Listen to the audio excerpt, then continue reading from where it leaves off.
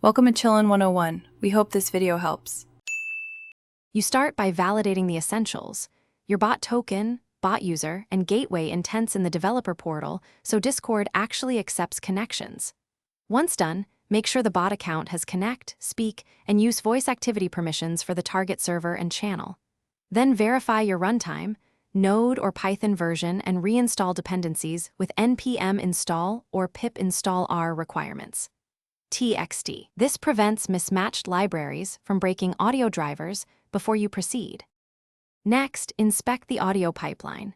Ensure your voice adapter package matches the bot library version because mismatches kill voice connections. Replace deprecated calls with current APIs. Swap legacy play stream calls for create audio player or equivalent. Set Opus and FFmpeg options to compatible flags.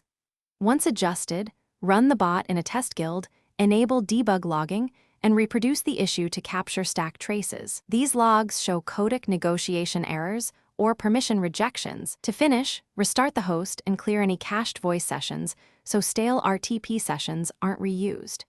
Confirm your FFmpeg binary is accessible and executable by the bot user, and validate codec availability on the OS.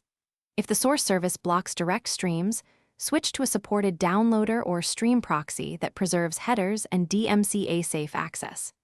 If things still fail, enable debug-level logging, reproduce the problem. Then read the logs to apply a focused fix rather than guessing. Thanks for watching.